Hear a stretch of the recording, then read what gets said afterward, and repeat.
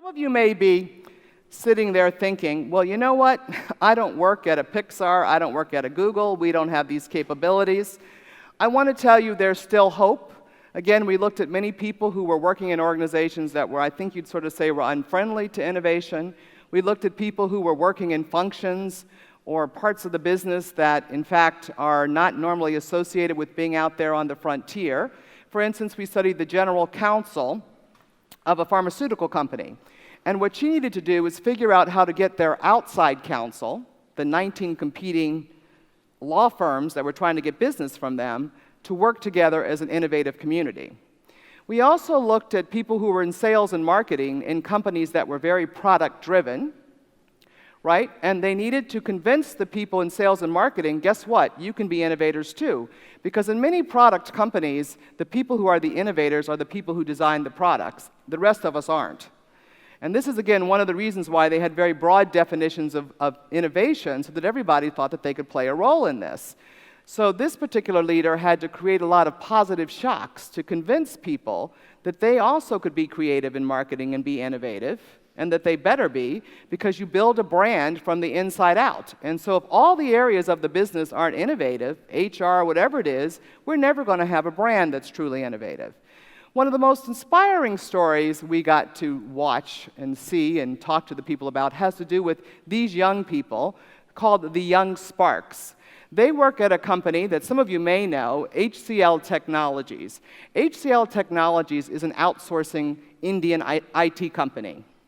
It was actually the company that initially created the industry in India. But by the time we met them in 2005, they were about to become irrelevant.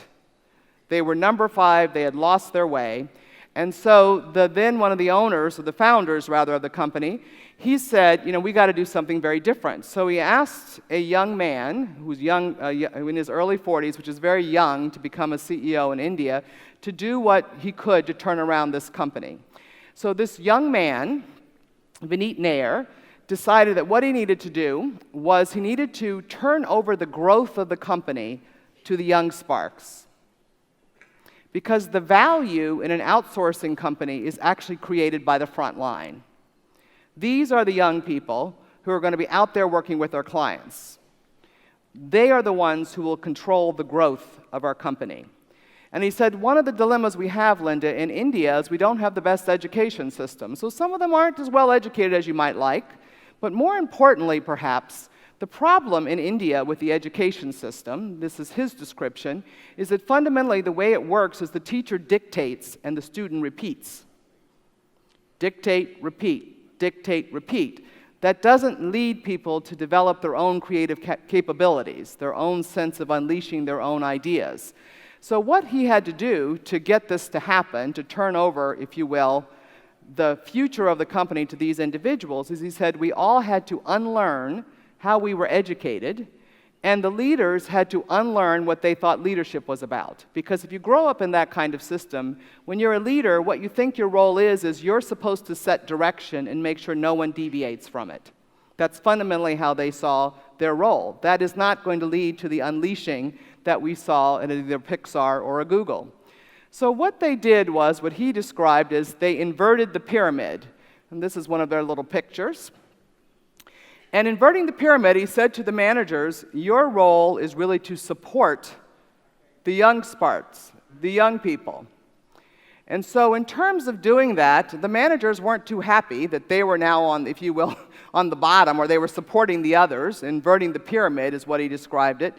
But what actually happened in this situation, there's lots of pieces, a very, very organized way. And Vineet said it will take us probably 5 or 6 years to make this culture change.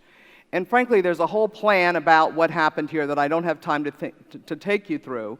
But at the end of it, what he wanted to have happen, again, is that the leaders thought about what's the culture, what are the capabilities we need to have here, so that we can, as he put it, unleash the stronghold of the few, release the stronghold of the few, so that we can unleash the power of the many. So this is an outsourcing company, just be real clear, nothing, not a movie-making company or anything like that. And I just want to show you some of what they've been able to accomplish. So one of the things they did, many pieces to this story, is because the value comes from the young sparks, what they said to the young sparks, if I could use our language, is that you don't want to simply be a value creator, you also want to be a game changer. So young spark, we've been hired by this company to deliver on this contract. We're an outsourcer. We can't afford to have any gaps. We must deliver exactly what that value that they want us to deliver. But if we only do that, we will not delight our customer. We will not differentiate what we're doing from our competitors. I want you to think about not only what you should be doing, delivering on that contract, but also what you could be doing. Let me make sure, young spark, that you understand the client's business.